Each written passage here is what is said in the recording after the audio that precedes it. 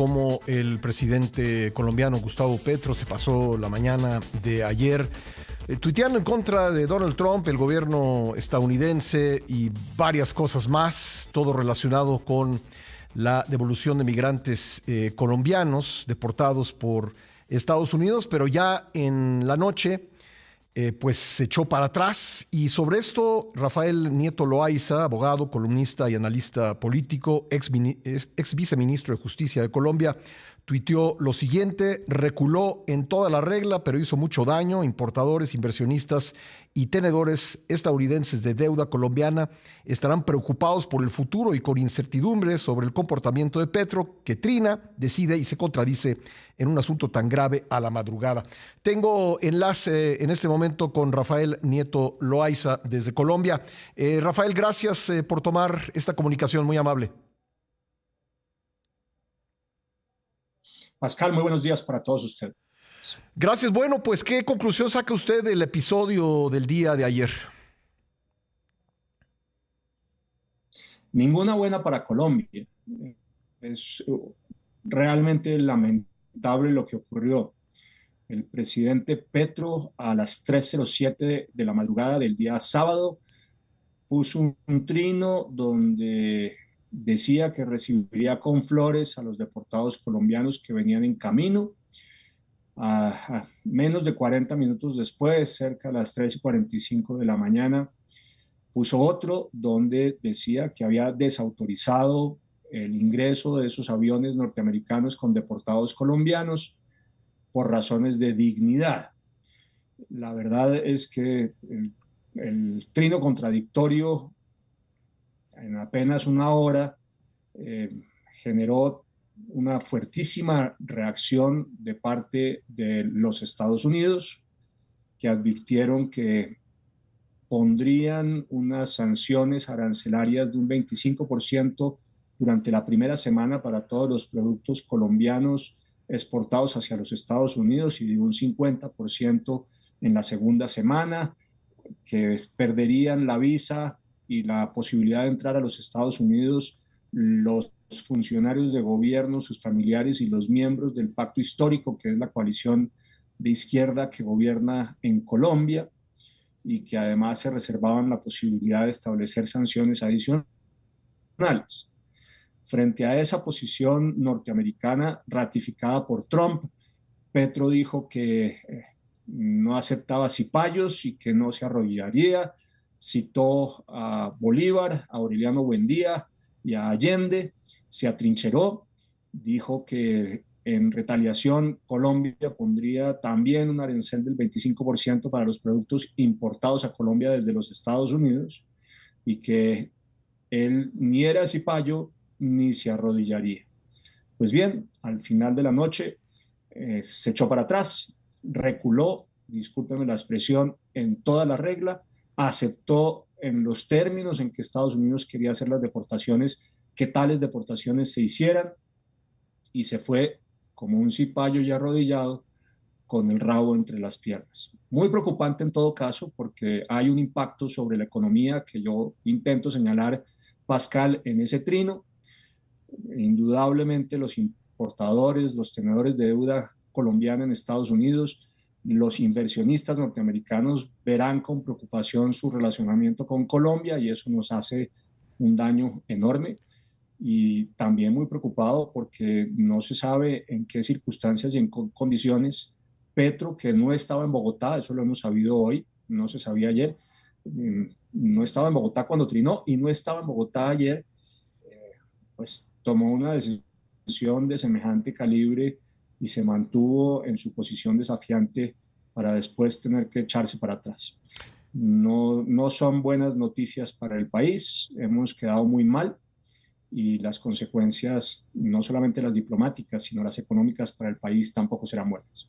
Rafael, tendré que hacer una pausa comercial en un par de minutos. Le pediría que se quede con nosotros para seguir conversando, pero ¿cuál le parece a usted, de manera sintética, la razón por la que horas después de lanzar todos estos mensajes a través de la red X, decidiera finalmente recular el presidente Petro? porque las consecuencias económicas para el país hubieran sido devastadoras. Estados Unidos es, como para México, nuestro principal socio comercial. No tenemos manera de reemplazar ese mercado. Tampoco podemos reemplazar las provisiones de mercancías y bienes que vienen desde los Estados Unidos. Hubiéramos perdido no solamente esos mercados, sino se hubieran quebrado muchísimas empresas colombianas y habría mayor desempleo, mayor inflación, un costo de la deuda aún más alto del que ya es durante el gobierno de Petro, pagando mayores intereses.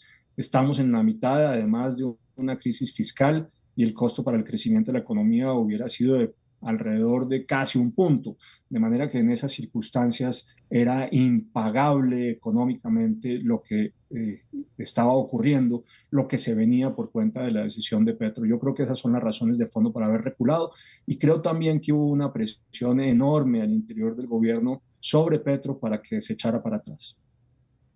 Y bueno, rápidamente preguntarle, entonces, ¿el presidente habrá lanzado estos primeros mensajes sin medir las consecuencias de adoptar esta postura?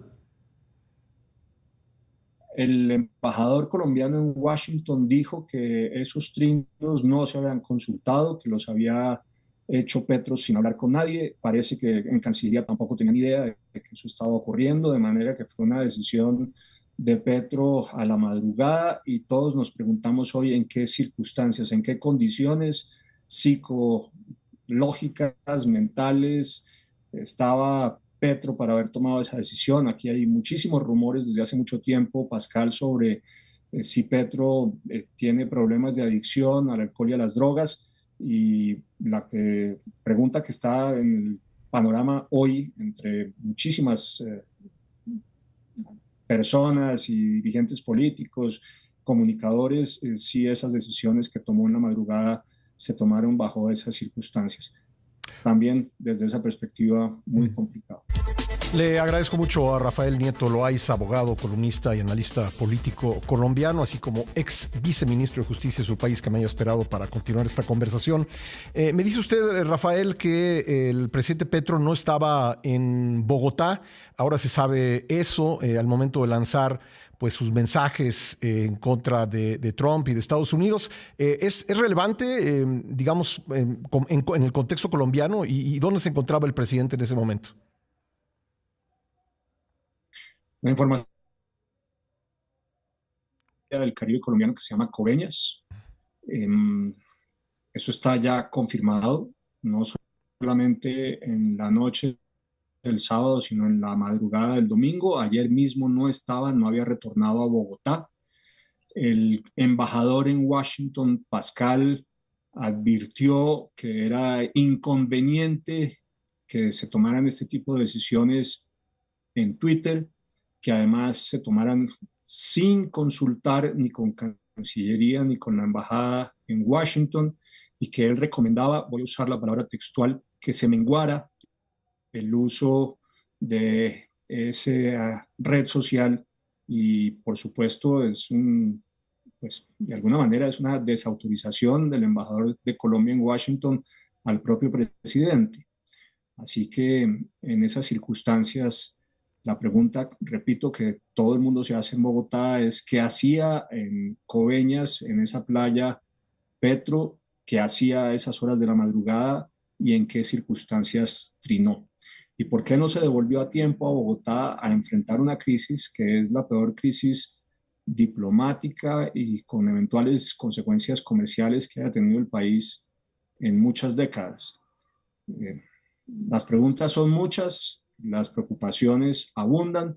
Por fortuna, en todo caso, se reculó, porque además hay que decir, Pascal, que Colombia venía durante el gobierno de Petro recibiendo 25.000 deportados, algo menos de 25.000 deportados en los dos últimos años, 2023-2024, que además hay una norma constitucional y una ley que obliga a que no se pongan trabas al retorno de colombianos, al ingreso de colombianos a nuestro territorio, que, repito, ya se había autorizado por el gobierno colombiano esos vuelos de deportación, y que por tanto no se explicaba de ninguna manera por qué Petro tomaba una decisión contraria a la Constitución, a la ley, a las autorizaciones que su propio gobierno había dado para estos vuelos y a una práctica que se había realizado sin ninguna dificultad y en las mismas circunstancias durante los años previos en la administración de Biden. Así que, repito, las preguntas son muchas y las preocupaciones enormes. Esto deja como al gobierno de Petro y deja como a Colombia frente al escenario internacional, Rafael. Pascal, yo tengo también perfectamente claro que Trump y la nueva administración en la Casa Blanca usaron el caso colombiano como un mensaje para América Latina y para el resto del mundo. Lo que queda claro es que lo que estaban diciendo es que sus propuestas políticas en estos temas de migración no son solamente palabras güeras, palabras vacías, sino que son claramente una decisión política que van a llevar a cabo y que si hay unos obstáculos, además arbitrarios, caprichosos por parte de otros países, las consecuencias van a ser graves también. De ahí las sanciones, repito, no solamente en términos de pérdida de ingresos de los Estados Unidos para los funcionarios y sus familiares, o la pérdida de las visas, o la posibilidad de establecer sanciones bancarias y financieras para esas personas, sino las sanciones comerciales. Eso es quizás una lección que queda para todos, más allá del problema estrictamente colombiano. Trump no está tomando del pelo cuando hace afirmaciones como las que viene haciendo en estos temas de política exterior, las hace porque reflejan claramente una decisión tomada en la Casa Blanca que están dispuestos a llevar adelante, a concretar, incluso con costos muy complicados, muy difíciles, muy graves para los otros países. Eso es quizás lo primero que uno tiene que decir. Sí. Segundo, que se quedó demostrada, es palpable, la debilidad de nuestros países frente a Washington. Yo creo que eso está fuera de discusión. No se le puede pisar la cola al tigre. Esto es una pelea que llamaríamos en Colombia de tigre con burro amarrado. Y por supuesto nosotros somos los burros amarrados. Y en el tercer punto, para señalar que en todo caso la política internacional de nuestros países no puede quedar al vaivén de los caprichos de los presidentes o de sus estados de ánimo o del uso de sustancias embriagantes o psicoactivas, sino que tiene que responder a los intereses estratégicos. En el caso además concreto, repito Pascal, en este caso concreto de las deportaciones, es que no tenía ningún sentido. Nuestros países, México, Colombia, los países centroamericanos, vienen recibiendo deportados de connacionales desde los Estados Unidos hace muchos años y es inevitable que así sea. Los países en ejercicio de su soberanía pueden establecer límites, restricciones para el ingreso de extranjeros, pero ciertamente no pueden hacerlo para el regreso de sus connacionales. Así que estamos, repito, en el peor de los panoramas, nada se ganó por parte del gobierno colombiano, solamente queda palpable, patente, la debilidad del Estado y la fragilidad de un presidente que toma decisiones por razones que no están suficientemente explicadas. Pues ha sido muy esclarecedor conversar con usted, Rafael. Le agradezco mucho los minutos que nos ha dedicado y le mando un saludo. A ustedes, Pascal, muchas gracias por invitarme. Gracias, gracias. Ahí tiene usted a Rafael Nieto Loaiza desde Colombia.